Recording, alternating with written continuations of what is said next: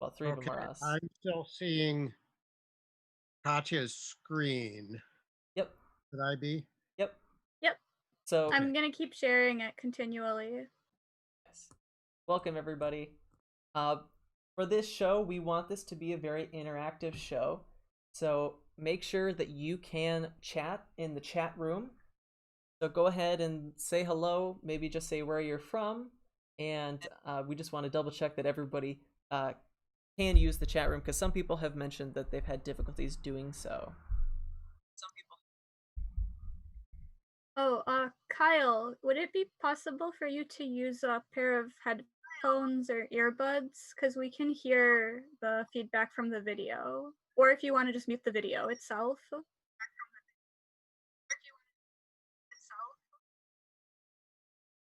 Okay, let's see what I can do here.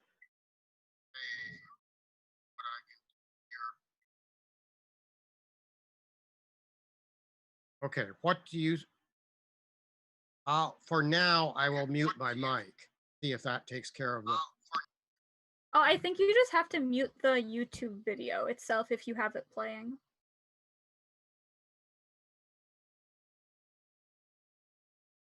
Because the YouTube video itself is also delayed by a few seconds from what we're hearing on Zoom with each other. Okay, I don't know where that echo is coming from. You think it's coming from mine?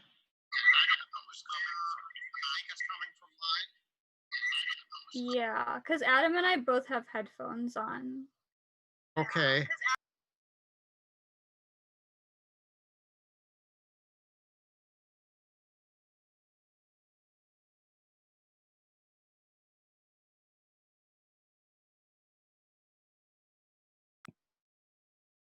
Okay, we have an echo.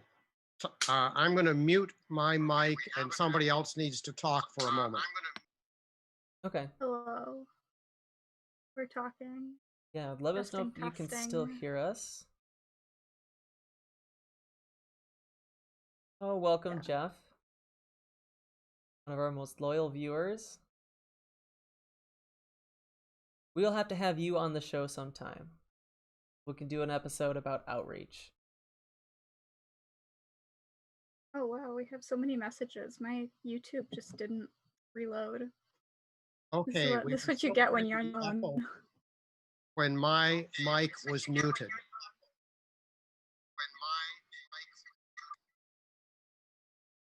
So, Kyle, do you have the YouTube video open as well?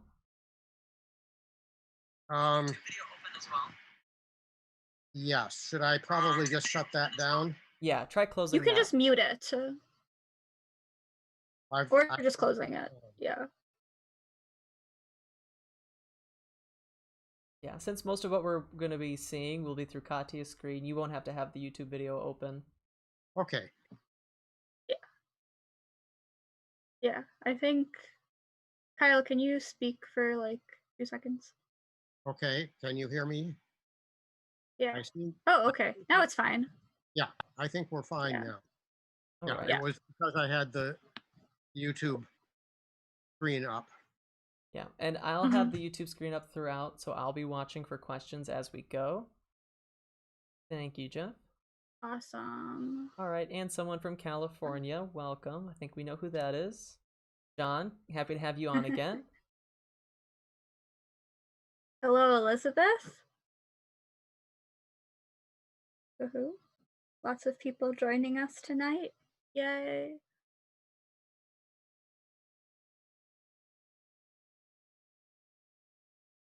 Yeah, and if you want, just tell us where you're viewing from. And we'll get started shortly.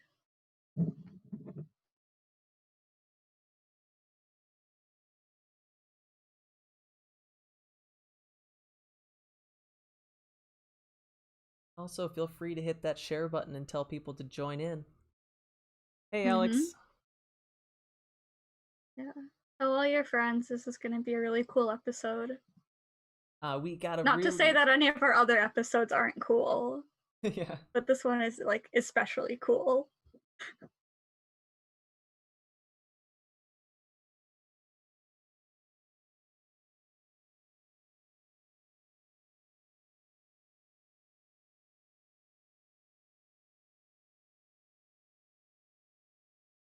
Right, so I think we'll wait another minute or two, and then we're going to go ahead and get started.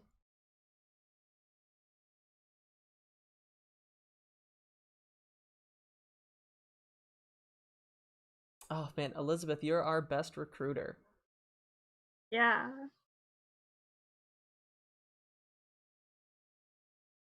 And yeah, this is a very, very we want this to be a very interactive show.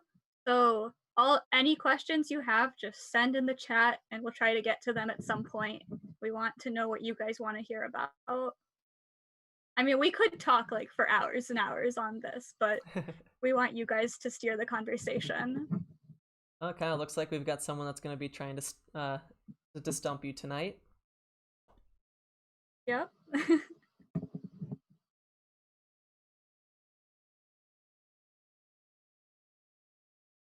Welcome back on, Julie. Hello, Julie? Barrington. Wow, that's so close. I'm in the northwest suburbs as well. If you couldn't tell, this is not a real background.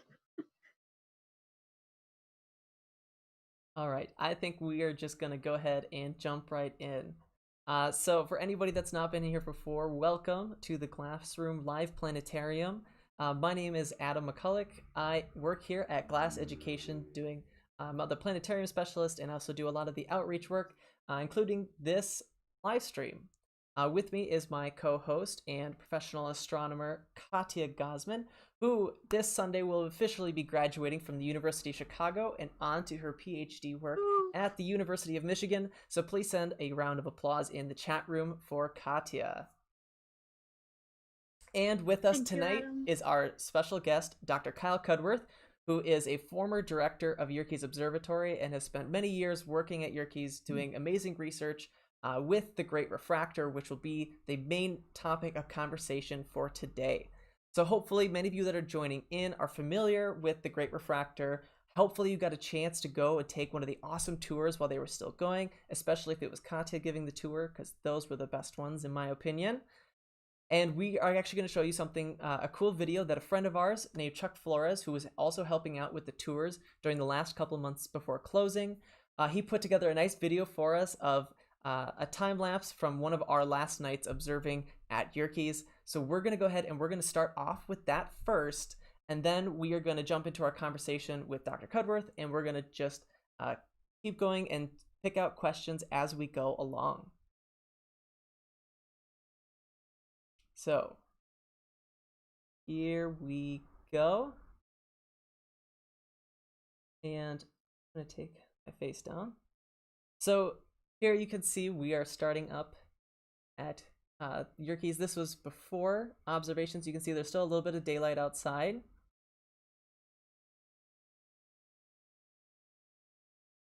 So of course you got to open the dome.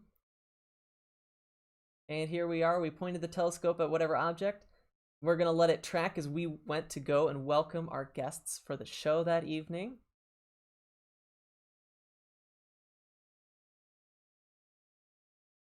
And this was one of the observing sessions that we had post-tours.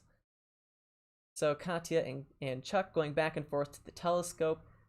And you can see how the telescope is constantly tracking, and you have to make little nudges to the dome as you go along. And we'll go into a lot of those little pieces with some pictures that we have that Katya will be showing us. Here especially, you can see the telescope and dome tracking, moving across the sky.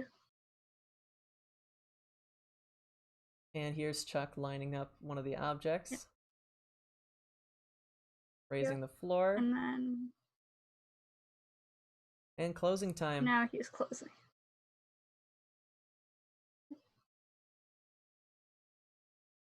And of course, a beautiful time lapse from outside the dome with the Milky Way in the background, because can't pass up that opportunity. Yeah. There were some nights that you could actually see very faintly the Milky Way with your naked eye. Yes, it was always a challenge for me, but every now and then I was able to pick it out. Mm-hmm. So now we want to start with some pictures. I hope you guys enjoyed that. Where do we want to start? So, Kyle, we'd like to really talk to you about kind of operating the 40 inch. So, in your mind, when it comes to operating the 40 inches, what is always the first thing that we have to do? Okay, for me, it always started when I'm talking about science observing. It was a matter of often well before sunset, maybe an hour before sunset, going up and opening the dome, making sure it was turned away from the sun so that we didn't get the sun coming in to heat things up, getting the telescope turned and uncovering the lens. The standard practice was to make sure that the lens was looking at the sky far away from the sun, uh, at least an hour and better an hour and a half or more before focusing. Give the lens a chance to cool down, and that will stabilize the focus for the night often.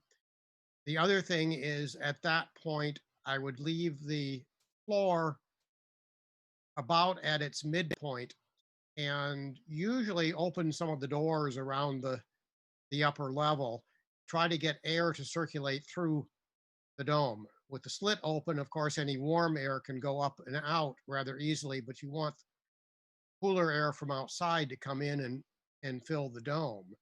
The point being that you don't want warm air rising in front of the telescope when you're doing real observing. We all are familiar with how wavy things look when you're looking right above a fire or any other source of heat. Imagine that kind of waviness in front of the telescope and what it does to your view through the scope. It smears out images rather badly. We want to stabilize the air so there's not going to be a lot of airflow happening from the dome to outside. There may still be disturbance of the images from airflow outside, but at least what we can do in terms of getting the dome cooled down, we try to get done. So that would be well before sunset. And depending upon time of year, that might mean that I was opening up, then going home and eating supper, and then coming back after supper to actually get started. In midwinter, that might be just mid-afternoon even that I was opening. In midsummer, I'd be opening long after supper time. Then when it was getting to be well past sunset, I would go back into the dome and set the telescope on a bright star. Now, that when I opened up the dome in the first place, it was a matter of having to turn on the power by the entry door and all that sort of thing. Now I've got to make sure that the power to the dome is still on. The power for moving the floor and rotating the dome is still on. Right. And if you don't mind, Katya, we actually have some pictures of all that power supply, so you guys can really see. Yes. It's not as quite as simple as just flipping one switch. There's usually the quite big one. Yeah, that's the big one that puts power up onto the dome for opening, closing the slit, and for raising and lowering the windscreen. And then there's a few more.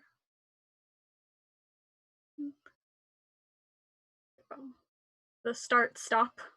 Yeah, the start stop buttons are for the direct current power for the motor that rotates the dome and the motor that moves the floor. But these are the original motors installed when the observatory was new in 1897. They're still the direct current motors, and they work perfectly well, but we don't have enough direct current to be able to operate both of those at the same time. So we can have the power on for them, but the operator has to remember to not rotate the dome not try to rotate the dome and raise the floor at the same time. Of course, it's also wise for the Yes. operator to generally only do one thing at a time so that you can make sure you're keeping track of what you're doing.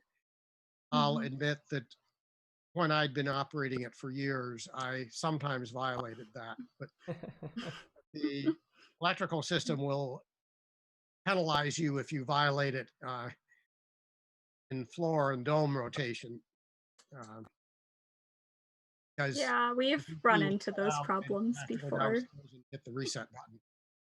Yeah, it's always fun to stop a tour and have to go hit the Yeah. reset button. You always get that look on people's faces, that little concerned look, Yeah. like the floor stopped moving. Should I be panicking right now? Yeah. For those of you guys that are wondering how we actually move the floor and all that, so there's two basic ways. So there's this like switchboard. It's like on a table located Yeah, by the that's the edge control. of the floor.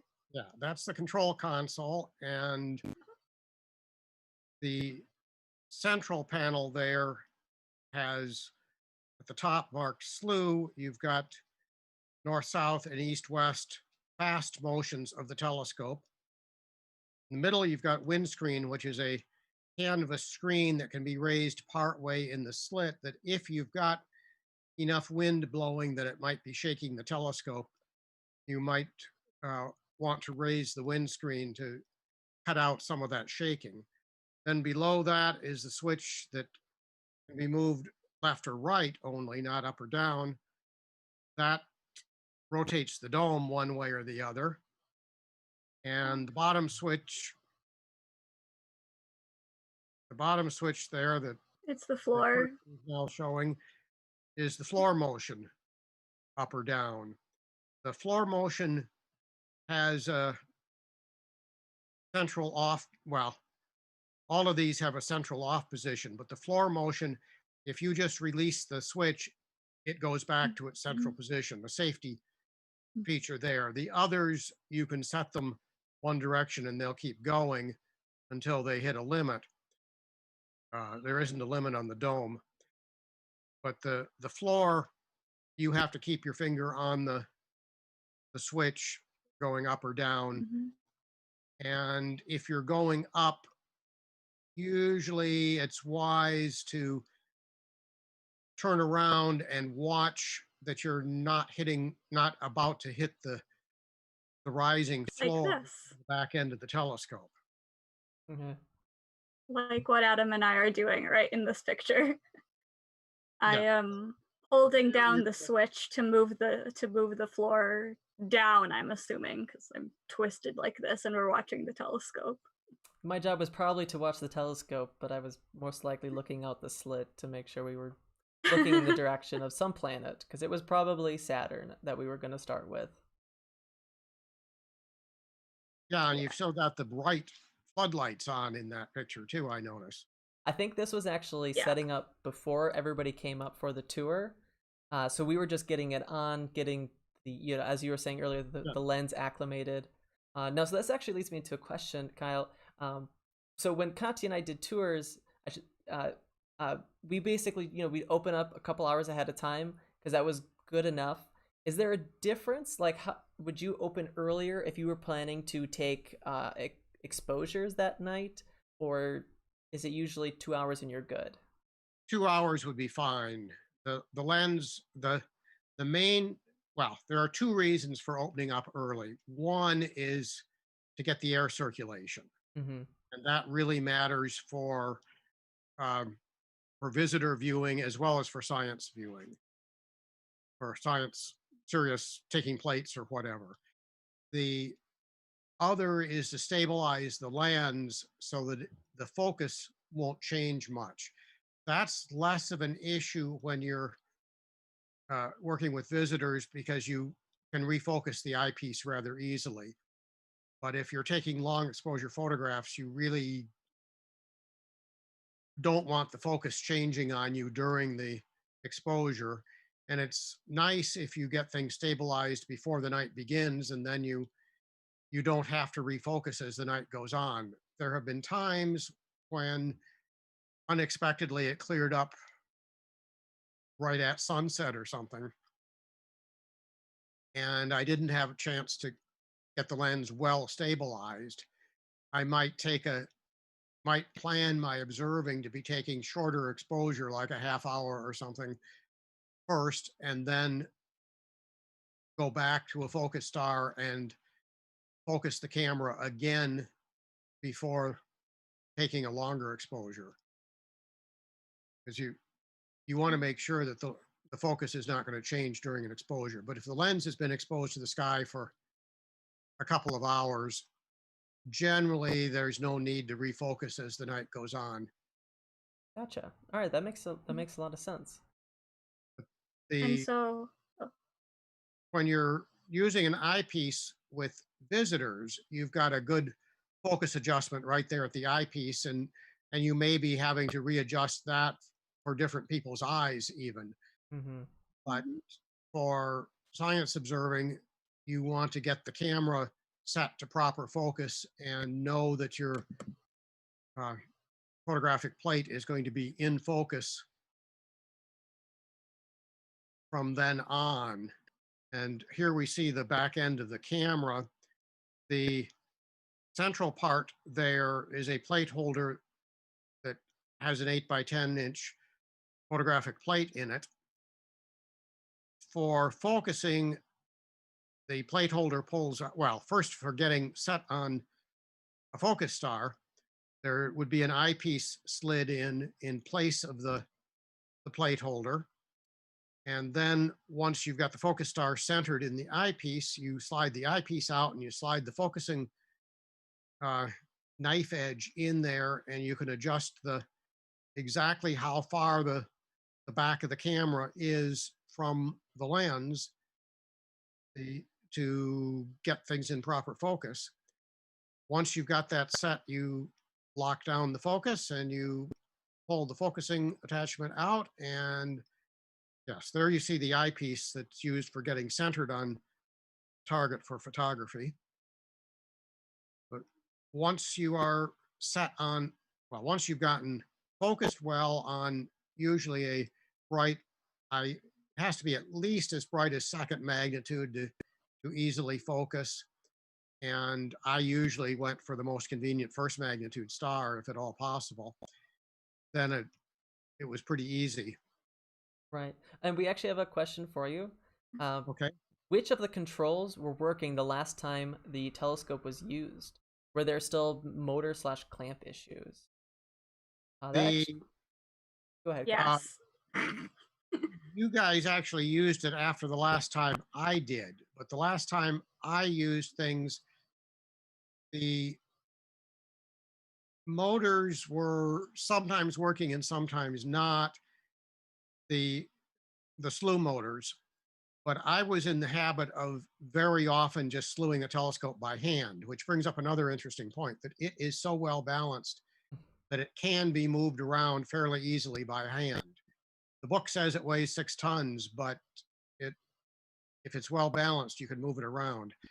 It was always fun to have a group of middle schoolers up there and let them guess how much it weighed, and there would be uh, guesses all over the map, and everybody realized it weighed a lot.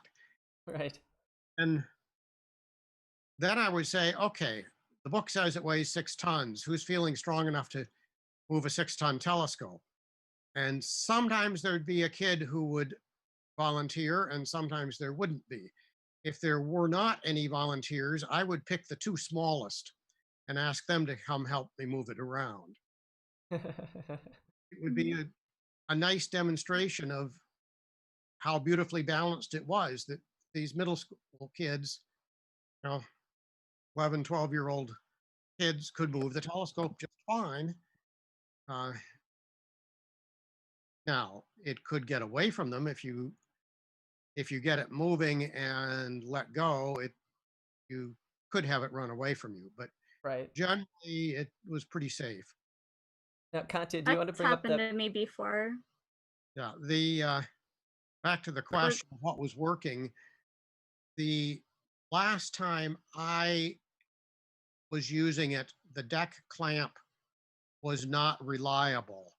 And so we did not clamp it in declination.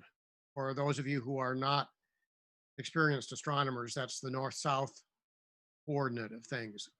But the telescope would stay where you left it, and so that was okay. It would stay at the right declination.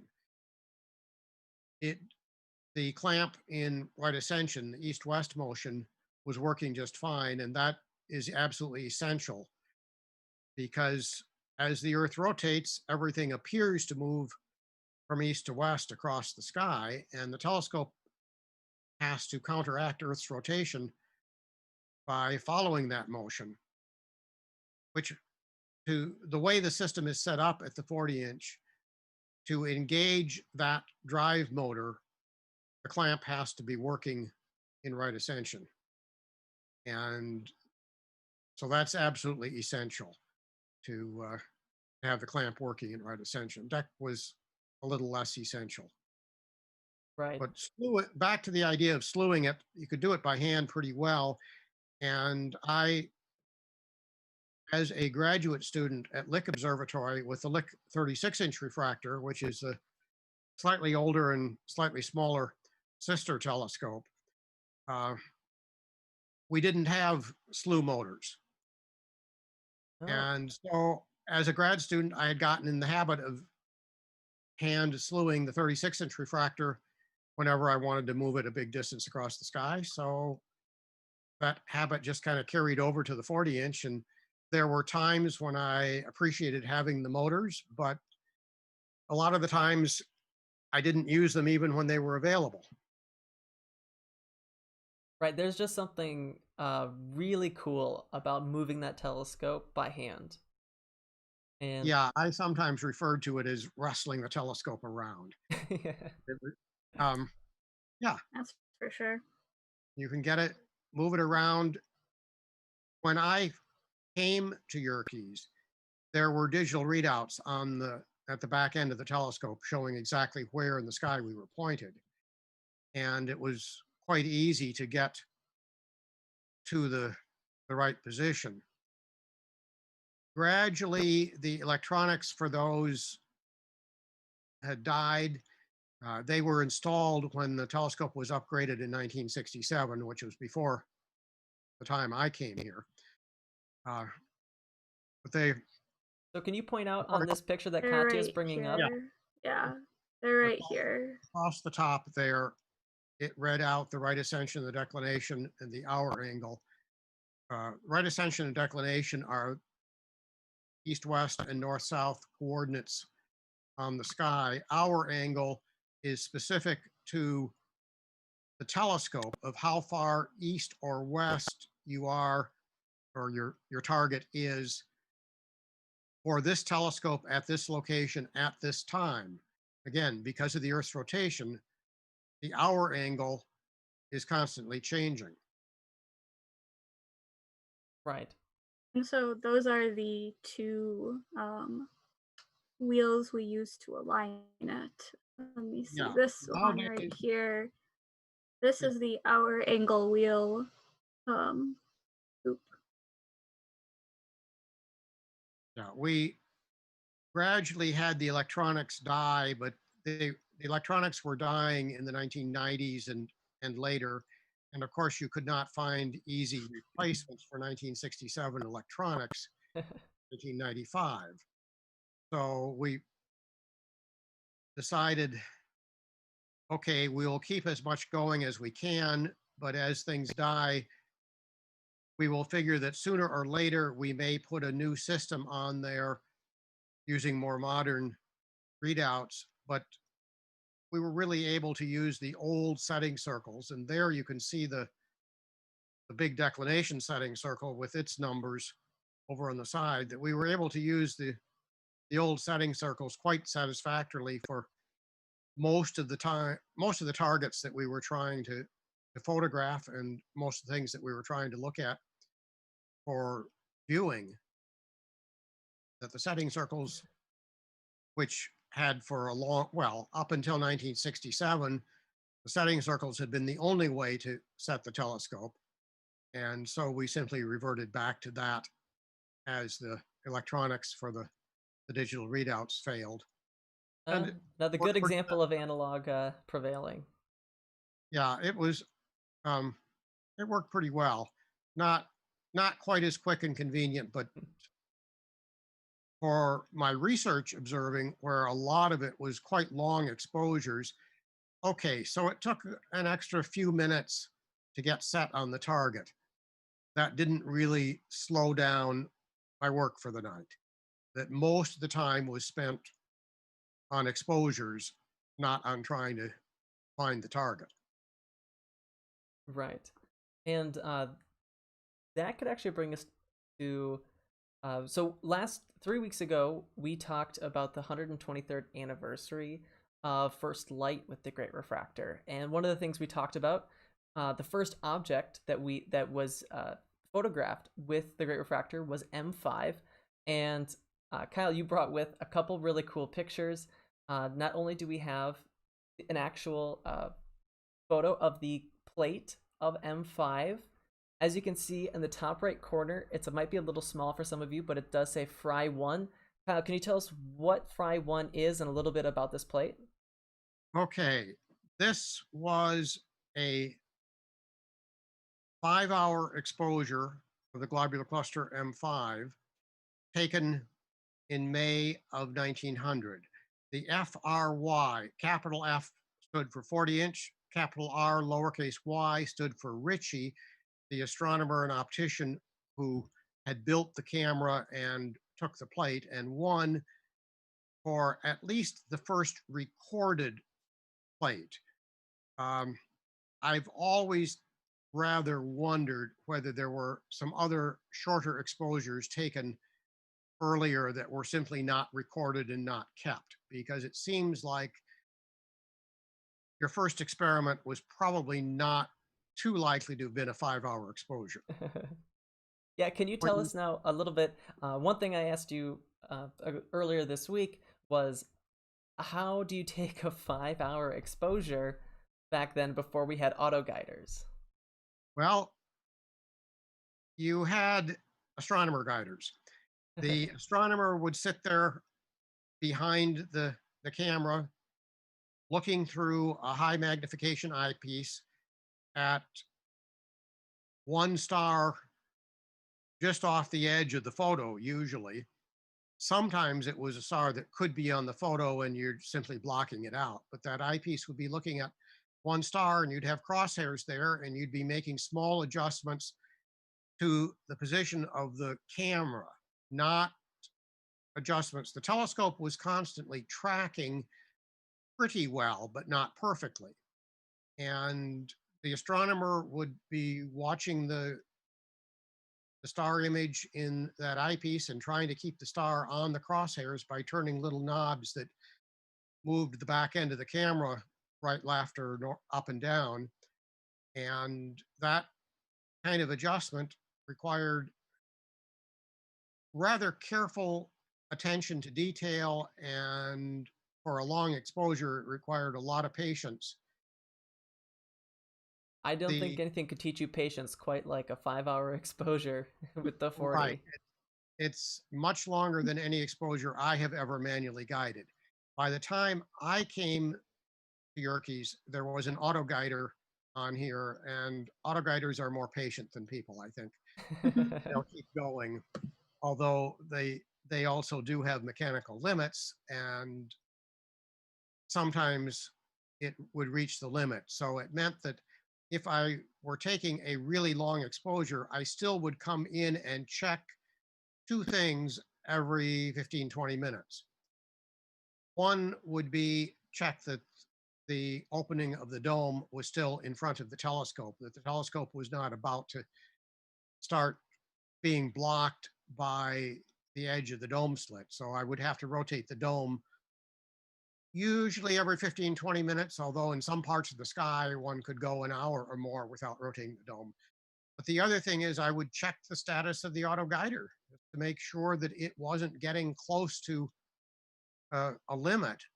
If it were getting close to a limit, I might have to take corrective action of adjust the drive. Usually it would be in right ascension because there's rarely much guiding needed in declination. So I might adjust the drive rate a little faster or a little slower to uh, to compensate for the guider having had to do too much work in right ascension to try to keep things from getting Yep. too close to a limit. Right. Now Um, there we see a scan of that first plate, but now flipped to be a positive instead of the negative. You realize, of course, that the actual exposures are an emulsion coated on a glass plate. The emulsion is very similar to film that some of us at least remember having used in our cameras. Uh, but the emulsion is coated on a piece of glass instead of on a piece of plastic like in film. But you get a negative, you get the stars coming out black. But once you scan it, then you can adjust it. And here I have flipped it to be a positive with white stars instead of the black stars on the original negative. But I did that just, that was not actually done for science as much as it was to have a nice illustration of that first plate. Now, the first plate has been used in science. I, There, I that, use, sorry. I was yeah, actually gonna say that actually uh, leads me into my next question was for you is because we on this show we have actually talked a couple of times about globular clusters because it just happened to be that Katya and myself and another person we work with, Amanda Poggle, are all very big fans of these objects. But you have the unique experience of not only observing this plate but also using it for some of your research. So could you tell us a little bit about your research and how it connects to some of these older plates? okay, my research has been mostly measuring the motions of stars in and around these clusters. And I started out concentrating on the ones that had old plates from Yerkes because these measurements are made by measuring the position of the stars on an old plate and or on several old plates and measuring on some new plates. And usually the new plates would be things that I had taken. When I started this in the 1970s, the usual practice was that the new plates and old plates had to be from the same telescope. But as we shifted to doing all of the analysis on computers, we learned that we could make the corrections that were necessary so the old and new plates did not have to be from the same telescope. But the first several clusters I did, I was using old plates from the 40-inch. And needless to say, you can't find one much older than plate number one. And it was a perfectly usable plate. So the, let's see, yeah, it so happens that M5 was the fifth cluster I did, not because I was doing them in order, it just because of the way the things happened to come in the sky of by the time I arrived in the summer of 74, some of these spring clusters were pretty well gone. And so I wasn't trying to photograph them. I was photographing the things I could still do pretty well midsummer and later. And then I measured those plates that winter and got on to analyzing the measurements the following summer. But in the spring then of 75 and spring of 76, I was taking new plates on spring globulars at M3, M5, M13 in particular. And of these, as I set priorities as to which ones were the most important to try to do, M5 ended up down the list at fifth most important to do. And it had nothing to do with its designation as M5. But the point of measuring the motions, initially, the point was simply to find out which of the stars on the plate, which of the stars in this field of view are really cluster members and which are just foreground or background stars that happen to lie in the same direction. The reason for doing this is that at that point in the 1970s, it was becoming possible for people who wanted to get spectra of these stars, and these are some of the oldest stars in our galaxy. And as people were interested in what were the old stars like, what were things like in the galaxy when in the early formation time of the galaxy, you wanted to look at the spectra of these stars, find out what their chemical composition is, and that sort of thing. It was possible for the brighter stars in these brighter globulars to get spectra, but it took about an hour exposure time on a 3-meter or 4-meter or 5-meter telescope to get a spectrum. And my spectroscopist friends didn't really want to waste telescope time on a big telescope getting spectrum of a star that turned out to not be a member. So it was kind of a collaborative thing that I would be measuring the motions. And, you look at these plates, it's obvious that most of the stars on there really must be part of the cluster because of the way things cluster together. But you also know there have to be a few foreground and background stars there. But Right. there's the expectation would be that the cluster members would all move pretty much together, or they wouldn't have stayed clustered for 10 billion, 12 billion years.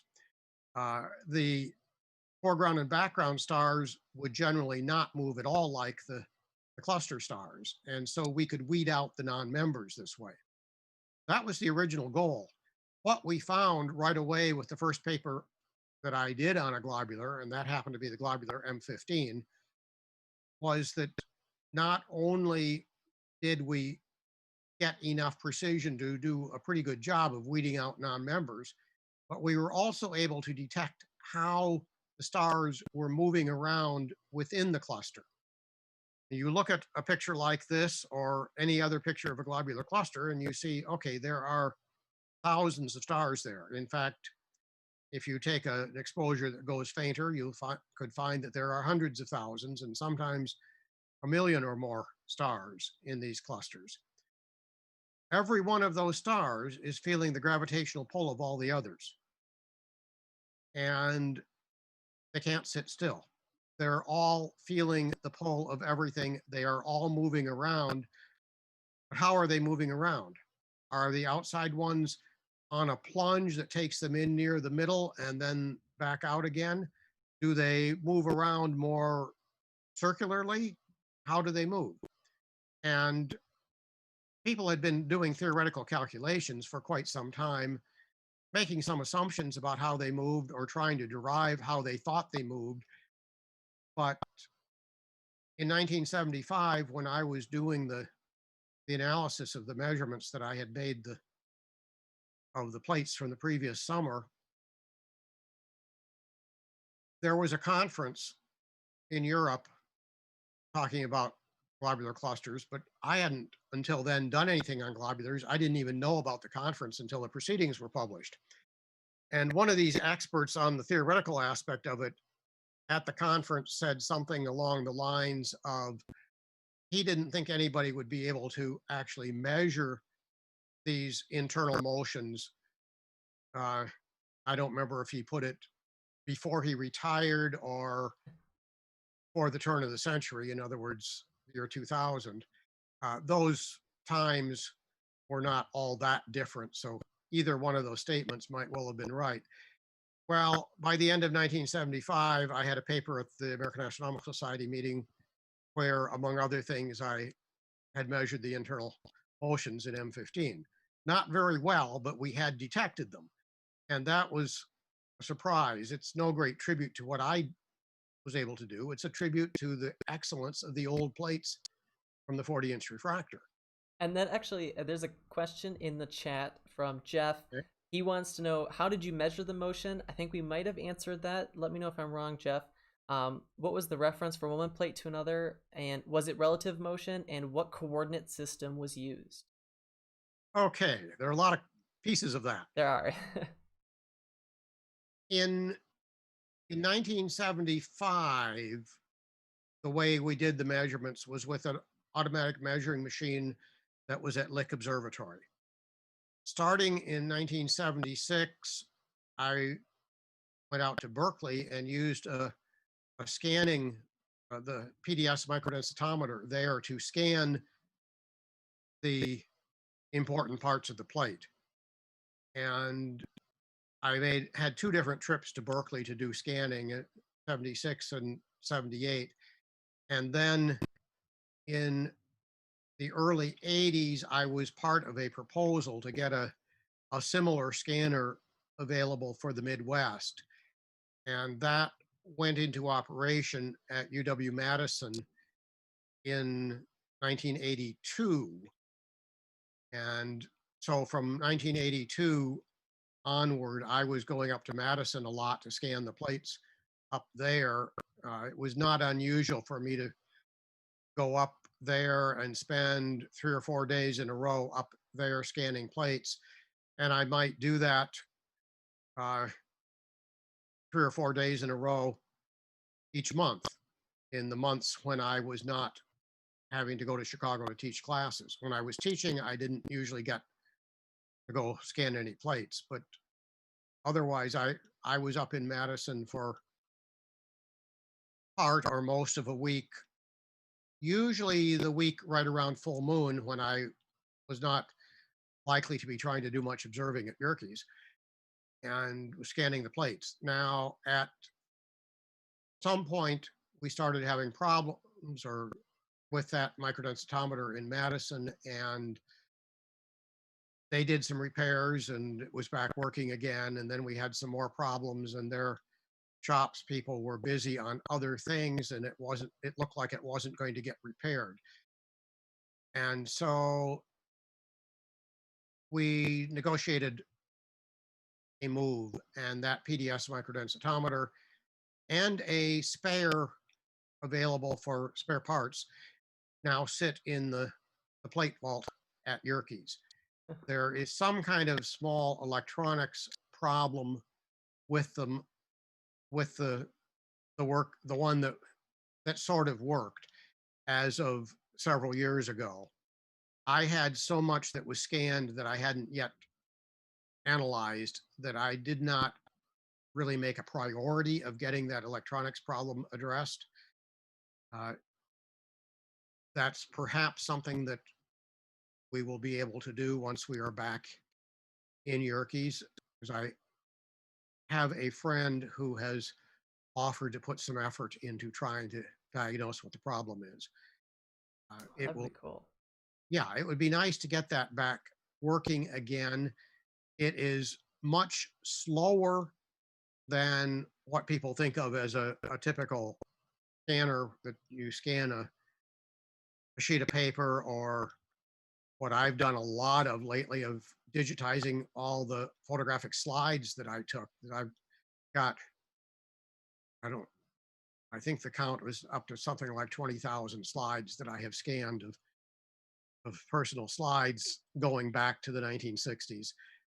And I have just about finished the ones that I most wanted to do. The last batch I finished a few weeks ago, and then we got kind of busy doing some things in the yard and so forth, and I haven't gotten to look at the last couple of dozen scans yet to make sure how good the scan is of those slides, but I suspect it'll be fine. And those were taken the last few days before my first good digital camera arrived. And once I got the first good digital camera, the slide camera kind of got put into background storage. Right. Oh, actually, and we might have to circle around to the later parts of Jeff's question, but there's another question that also kind of relates to something I wanted to ask you about. The question is from Lonnie, and he wants to know, what was your title and role back in 1974? And that also, I will add on to that, when was your first trip to Yerkes? Okay. Why don't I take those questions in reverse order? Yeah, My that works. first visit to Yerkes was in 1968. I was an undergraduate student at the University of Minnesota working for the astronomy department. And a guy who'd been a couple of years ahead of me at Minnesota was a grad student here at Yerkes, and he invited a few of us from the Minnesota Astronomy Department to come down and visit and at least get an insider's tour of Yerkes and maybe a chance to look through the 40-inch if weather cooperated and there weren't other demands on the telescope. Well, we came down for a weekend in early August of 1968, and weather cooperated. The first night that we were here, the scheduled observer came in rather late in twilight, and we had had a chance to look at a roughly quarter moon through the 40-inch before he needed to take over for the research observing.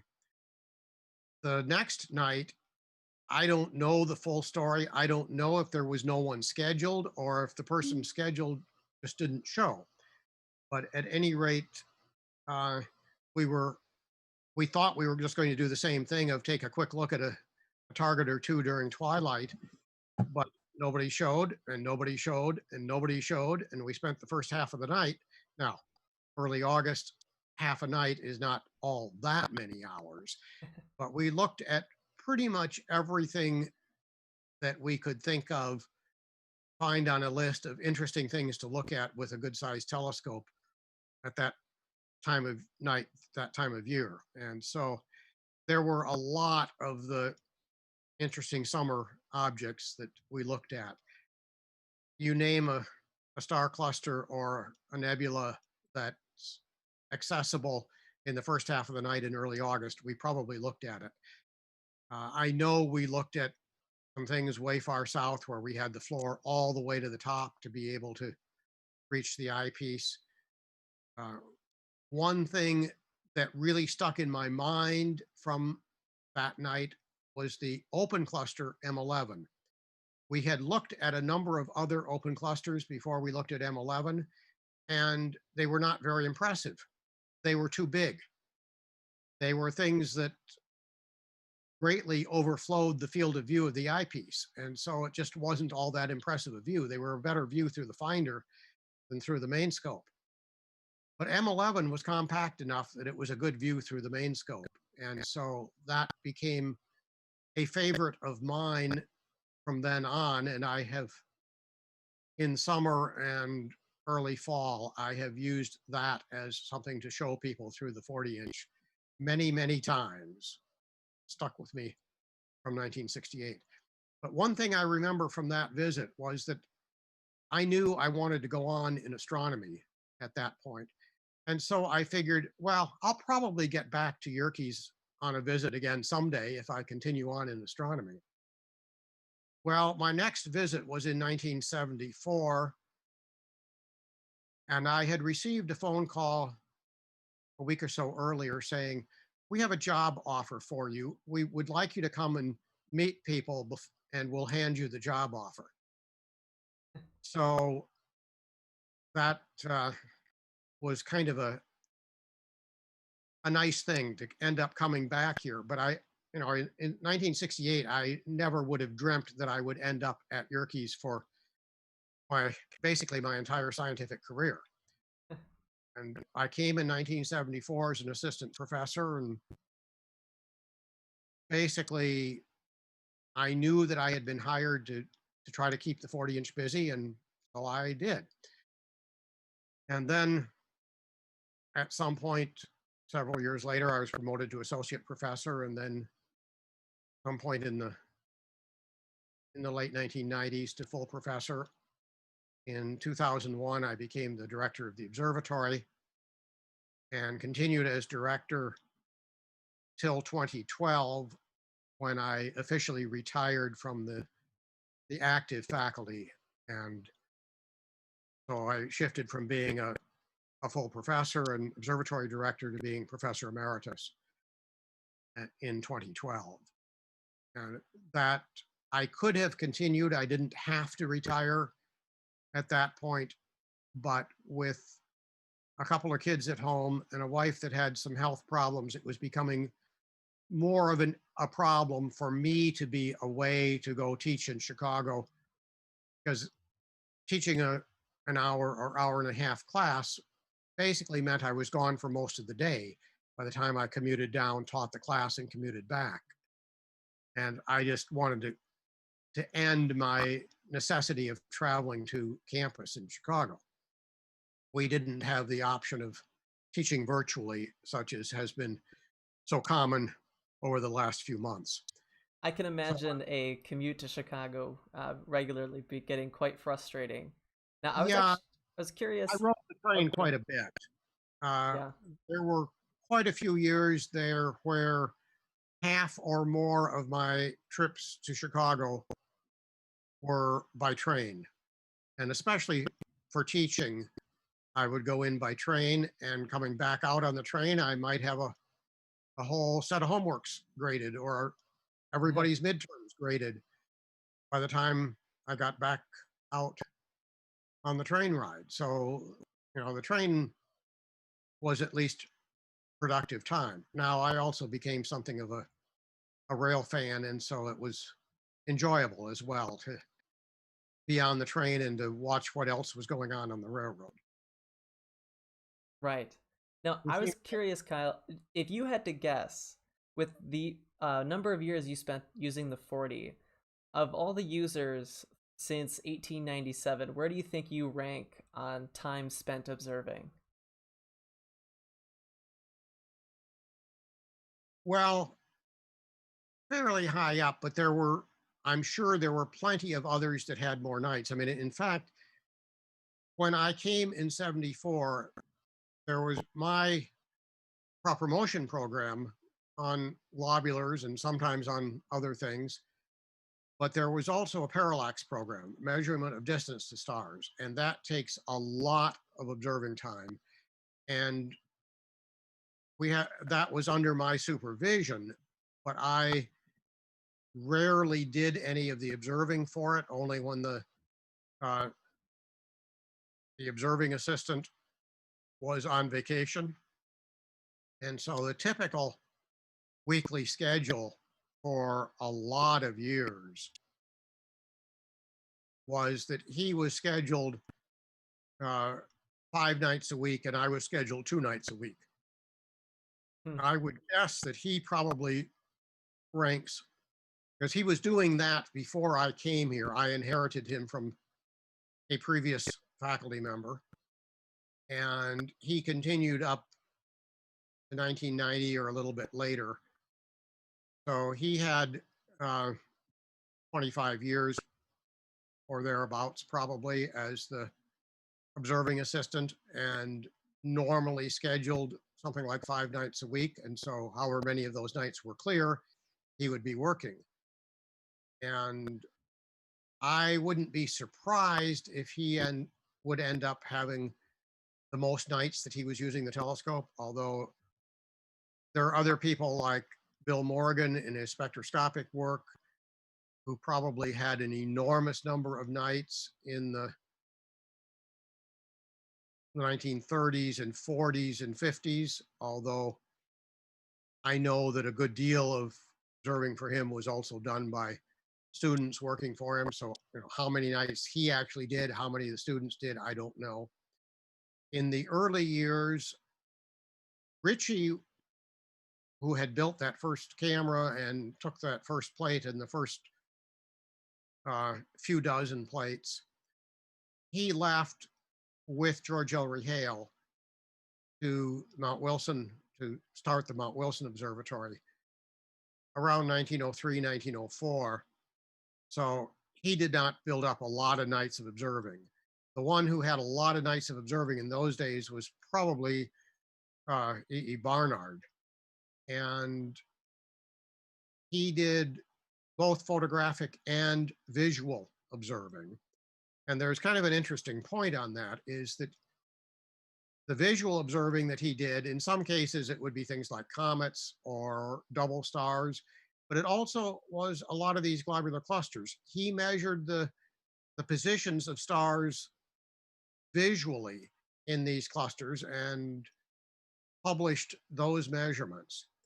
He also took photographs of the clusters, and he very clearly said that he was publishing these measurements and taking these photographs, not knowing which would prove better, but he wanted them to be available for somebody to do proper motion work decades later.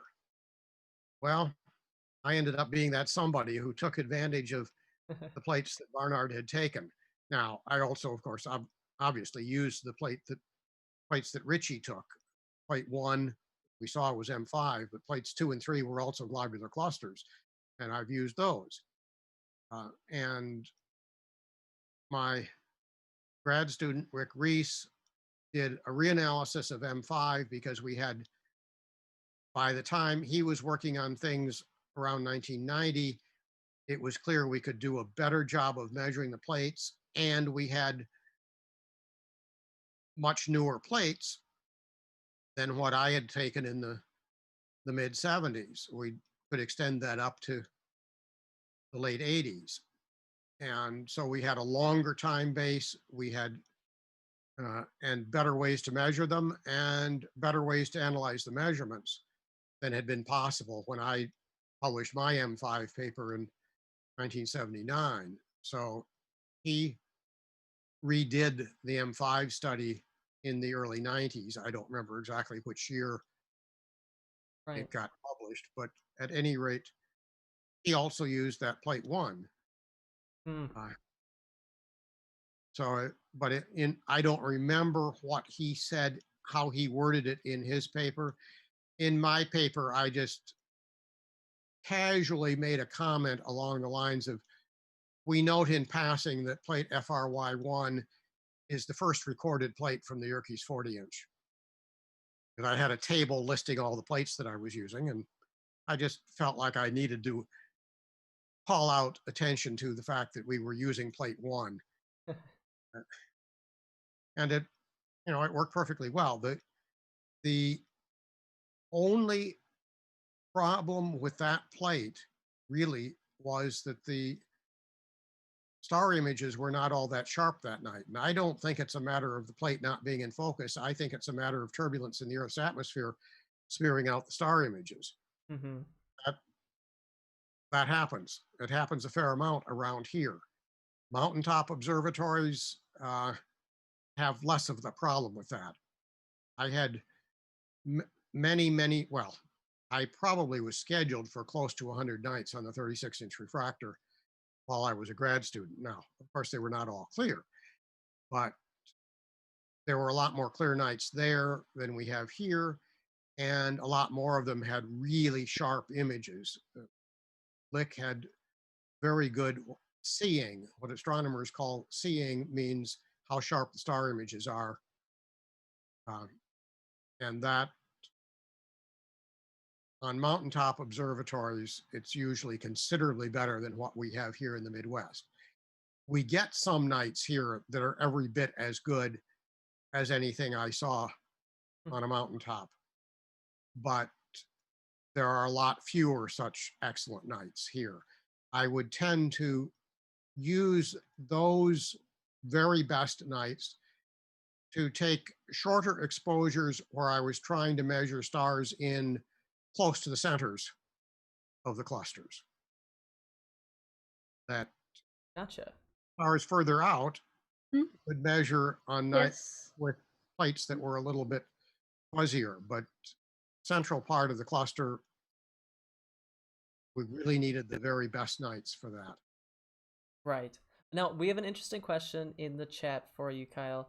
I sorry if I mispronounced this name, but Max Muchler, who's working on the Nancy Grace Roman Space Telescope, he says that he loved seeing a few photos of her as a graduate student at Yerkes and wanted to know if there were more photos or stories about Dr. Roman available from Yerkes. Now, from what I remember, she would have been there a good time before you were there, but do you know of hearing any photos? 1950. Right. So do you remember any stories about her, maybe? Most of what I know about her is stuff that has been published, and there's been a lot of attention to the stories about her just in the last few weeks with the renaming of W First to honor her. So I don't have anything to add of stories I've heard around Yerkes.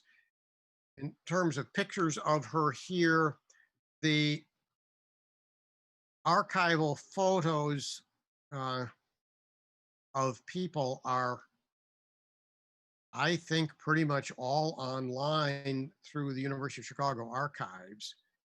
So if there are pictures of her when she was here, that would be the only place I would know to look. Gotcha. And that's where I think a couple people pointed him to. So I just wanted to also send out one little thing. If anybody else has any last minute questions, otherwise we will be wrapping up pretty shortly. So if you have a last second question, throw it into the chat as soon as possible. Otherwise, Katya, are there any other photos that we didn't get to pull up that you think would be a good thing to touch on before we get going? Well, I should say a hi to Max Muchler, but we appreciated back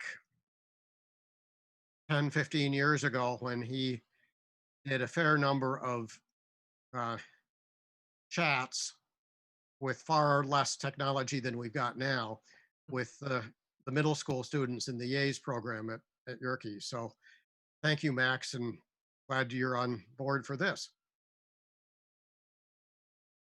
That is really cool. We've been having a lot of really cool people in the chat. I saw even Ian McLennan said hi. So it's always kind of fun to see familiar names in the chat room.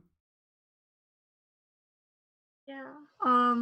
If you guys want to see, so we were talking a lot about plate photography, and that's how photography was done for quite a while in astronomy until the invention of CCDs, or charged coupled devices, which is how most, if not all, major observatories do photography these days. And besides that, we also have things like digital cameras and stuff. And so we have some images here that Chuck actually took through his camera through the 40-inch as like a comparison, you could say, of how those digital images look from the plates that you guys have seen. For some examples, a globular cluster. I don't know which one this is. My guess would be either M13, M2, M92. Okay, it's definitely not M5. Yes. And some of these I used to be able to look at and immediately recognize. I'm not as good at that anymore. Is that bright star off the center Yeah, This one? notable? Yeah, that might be a clue, but the other thing is I don't know for sure what the orientation of this is, whether it's That's really squared up orientation, north, south, and east, west, or whether it's right rotated at some weird orientation, which could make things difficult. If it, I just don't know. Jeff Setzer is taking a guess that maybe M2, and also Kyle Timothy Burris says hi. Also, hi Tim. Hi, Tim. Yeah. Another one, we have a comet.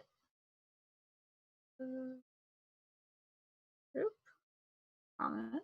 Beautiful. Wow.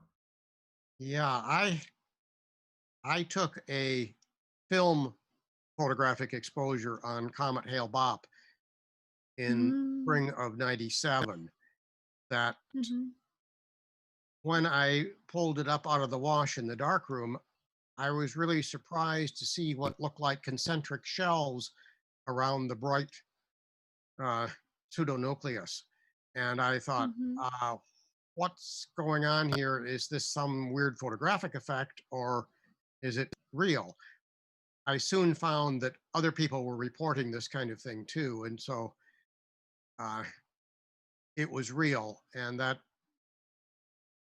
caught me by surprise. I'd never done anything on comets through a large telescope before. I mean, in some ways, I'm an amateur astronomer at heart, and my looking at comets had been with small telescopes or binoculars or a 35 millimeter camera on a tripod or that kind of thing. That Hyakutake in 96 and Hale-Bopp in 97 were probably the only comets that I looked at through a good-sized telescope. And Hale-Bopp, we had the luxury of it sticking around in the evening sky for more than a month, and it was just very convenient to try to do all kinds of pictures of it. So I've got color slides that I took of it. I've got color prints of it. I've got pictures through the telescope and so forth.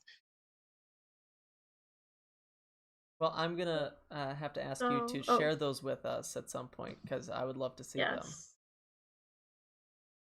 Yeah, Uh, I thought about trying to get some of that pulled together for tonight, but then yesterday and today kind of went crazy in our schedule because of some problems, and so I didn't get to send you yet a fourth email with attachments of more photos. Well, I think we can all see now that we had no problem filling an hour. And Well, yeah, yeah. you get me talking about things I've done at Yerkes, and it can fill a lot of time. and we're really. I think the last. Oh, go ahead, Katya. I just had one last thing to show. Please. Would be in person, actually. Haha, not digitally. So if you guys want to see an actual example of what a glass plate looks like, it like person wise. So when I was at Yerkes my last summer, I dabbled a bit in old-fashioned photography because I could. Why not? And so I learned how to do, amongst other things, glass plate reproduction. So making copies of already existing glass plates in a dark room. And so I have like examples. So usually we keep them in little envelopes. And I'm gonna turn my background off. There we go. Yeah, if you also want to stop the screen share, I can make you a little bit bigger. Yeah. Sure. There we go. Okay. Hey, Let me know when I'm big. There you go. That looks good. Okay, wonderful. So the plates would come, or you would usually put them in envelopes like these. And so on the bottom, it would say like Yerkes Observatory 40-inch refractor. And then on the top, you would fill out observing information. So the number of the plate, the date you're taking it, the object, the coordinates, the exposure time, what does that say? Oh, remarks, and the observer. So you know who observed it and what's up with this plate. I didn't do that, as you can tell. So this plate is broken. We can ignore that plate. Oh, there we go. If the plate is broken, that should be on there in the remarks. Yeah, I didn't write any remarks on these. There we go. So the first one I have, hopefully you can see this. So these were plates that did not work as well, which is why I have them as I kept them. The other plates that are actually really good, I gave away. But this is a plate I tried to do of the moon. So you can see everyone's reflection. But you can very faintly tell that this is a plate of the full moon. Looks a bit like the Death Star with the reflection of the snowball in there. Yeah, right? Yeah. There you go. Then. But that gives people a good live idea of what an 8x10 plate looks like. Yeah. And then the second one we had is one I did. What is this? Oh, this is a nebula of some sort. What nebula? I don't remember. Oh wait, this one is very difficult to see. Yeah, I can't. So instead, I think, Katya, if you want to take a good picture of it, we can share that on the Facebook page later tonight. Okay. Oh my. Very cracked. This used to be the sun at some point. There we go. You can see there's the sun with the corona, so the outer edge of it. We looked at the solar flares and the outer edge of the corona. And this plate is also about to break in half, so I'm going to put it down. Yeah, that's something we Um, didn't talk at all about. That the 40-inch was not just a yeah. nighttime telescope, because George Ellery Hay, Yes. the founder of Yerkes, was extremely interested in solar astronomy and had invented probably the best instrument for getting direct images of the sun. There was solar observing done with the 40-inch from very early years up into the 1920s and maybe the 1930s. I don't remember exactly, but there are pictures of Morgan as a young assistant taking the 10,000th solar exposure with the 40-inch. So we've got a large number of solar plates from the 40-inch, and I have occasionally reminded solar astronomers that there is this archival data set if they wanted to do something with it. Yeah. So far, Also, I see. Oh, go ahead. so far nobody has seemed to Go ahead. really want to do anything with it, but maybe there'll be some interest at some point. My guess is that the data set from Mount Wilson, while it's a little bit shorter in terms of how far back it goes, it is probably far more complete because they had a lot more clear days and probably far better observing conditions. And so I know there's been a lot of archival work done with the Mount Wilson solar plates, and they may feel like there wouldn't be that much more they could gain from the Yerkes ones. I don't know. Gotcha. Also, I saw a question in the chat that someone just asked briefly about space explorers. And yeah, it's still going on. I actually volunteered with them last summer, and it was a lot of fun.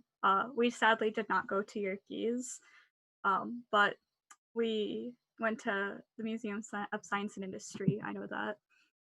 And so hopefully that'll return back to Yerkes someday. Yeah, But it's still going. there were should Yeah. point out what you may not know because you're a good deal younger, that the Chicago Space Explorer program dates to the very early 1990s. But in the 1990s, we also had a Yerkes Space Explorer program. We had a program for middle school students in this area. And that ran from, I suppose, the first session was probably in spring of 96. And we ran up somewhat past the year 2000 with that Yerkes Space Explorer program for middle school students. So that program is not still continuing, but there are quite a variety of other things that have continued on of middle school and high school outreach programs at Yerkes, as long as we were able to be at Yerkes, and may be able to revive next year. We can hope. All right, I'm gonna take over quick. So I'm just gonna pop myself in the middle of the screen here. Uh, Kyle, we want to thank you so much for joining us tonight. It was awesome to hear your experience with the 40-inch and to really dive into what an observation run is really like. So thank you again for joining us. Well, I'm very glad to do it. I enjoyed it. And if there's some other times that I can be a part of these GLAS events, you know how to get hold of me. I think you can pretty much guarantee we'll be talking to you again. For everybody else, thank you guys all for joining us. And before you go, I noticed a lot of people were not on at the very beginning of the stream, and we showed a really cool video that a friend of ours, Chuck Flores, took. So we're actually going to play out with that video, but otherwise that is all from us tonight. If you guys enjoy these streams, please go to the comments. We did put a link. Glassstone is a nonprofit, so all your donations are tax deductible, and you can help keep these awesome programs going, especially once COVID is done and we can actually start getting outside with telescopes. But with that, thank you guys, and we're gonna start playing our video. Especially once COVID is done and we can actually start getting